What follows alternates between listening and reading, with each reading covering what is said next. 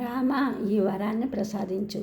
సింహధ్వజం రెపరెపలాడుతూ ఉండగా కుంభకర్ణుడు లక్ష్మణునికి ఎదురుగా నిలిచి, నేను ముల్లోకాల్లో జయించిన రావణుని తమ్ముడిని, కుంభకర్ణుని దుర్మార్గుడా, ఒక అబల ముక్కు కోసి గొప్ప వీరుడినని అనుకుంటున్నావా? ఆమె జుత్తును తాకిన నీ చేతిని ఇప్పుడే ముక్కలు ముక్కలుగా నరికివేస్తాను చూడు అంటూ బహురూపక అస్త్రాన్ని బయటికి తీసి ప్రయోగించాడు. వెంటనే లక్ష్మణుడు దానిని మధ్యలోనే తన బాణంతో తునాతునకలు చేశాడు. కుంభకర్ణుడు అపరూపమైన తన శూలాన్ని చేబూనాడు. వానర సైన్యాన్ని వానజల్లులాగా నేలకూల్చాడు. లక్ష్మణుడు, కుంభకర్ణుడు సంకుల సమరం కొనసాగిస్తూ ఉండగా సుగ్రీవుడు లక్ష్మణునికి అండగా వచ్చి నిలబడ్డాడు. హఠాత్తుగా రాహువు చంద్రుణ్ణి కబలించినట్లు సుగ్రీవుని ఎత్తుకు భుజాన వేసుకుని లంకదారి పట్టాడు కుంభకర్ణుడు. తల్లి పక్షిని డేగ తన్నుకుపోయేటప్పుడు వేదన చెందే పిల్లల్లాగా వానరులు అల్లలాడిపోయారు. కుంభకర్ణుడు సుగ్రీవుడిని ఎత్తుకుని పోవడం చూసిన రాముడు బాణవర్షాన్ని కురిపించి కుంభకర్ణుడు ముందరకు కదలకుండా చేశాడు.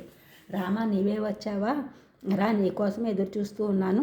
కబంధుణ్ణి వాళ్ళని చంపినా నీకు రాని కీర్తి ఇప్పుడు నా పైకి వస్తుంది.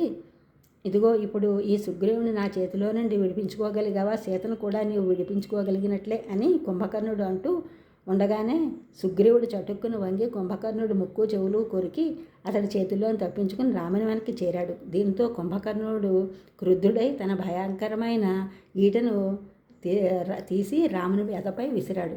రాముడు తన బాణాలతో దాన్ని మధ్యలోనే తుంచివేశాడు. శ్రీరాముని కోదండ మహిమను కుంభకర్ణుడు అనుచరులు చూసి భయపడి నేల కూలారు. కుంభకర్ణుడు ఒంటరయ్యాడు. కుంభకర్ణ, విభీషణుడి తమ్ముడు, అందువల్ల నిన్ను విడిచిపెడుతున్నాను పో అన్నాడు రాముడు. శ్రీరామ, యుద్ధంలో ఓడి తిరిగిపోవడం కంటే వీరునికి అవమానం ఇంకోటి ఉంటుందా? నీవు సూర్యుడివి కదా, ఇలా అనడం తగునా అంటూ కుంభకర్ణుడు త్రిశూలాన్ని బయటకు తీశాడు. అతని చేతులు నరికివేశాడు రాముడు. కాలుతో వానర సైన్యాన్ని హతమార్చాలనుకున్నాడు కుంభకర్ణుడు.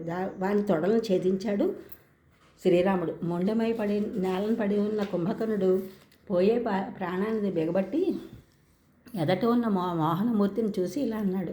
శ్రీరామ, సత్యధర్మాలను భూమిపై నిలబెట్టడానికి అవతరించిన ప్రభు, మా రాక్షస ధర్మాలు వంటబట్టని నా తమ్ముడు విభీషణుడు నిన్ను ఆశ్రయించి ఉన్నాడు. అతన్ని నీ కుమారునిగా భావించి రక్షించు. మా అన్న నిన్ను జయించడానికి ఉద్దేశంతో విభీషణుని శత్రువుగా చూస్తున్నాడు.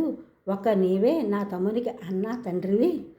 రామ, నీ బాణ దెబ్బతో నా బొందిలో ప్రాణం పోతే నాకు అంతకంటే కావాల్సింది ఏముంది?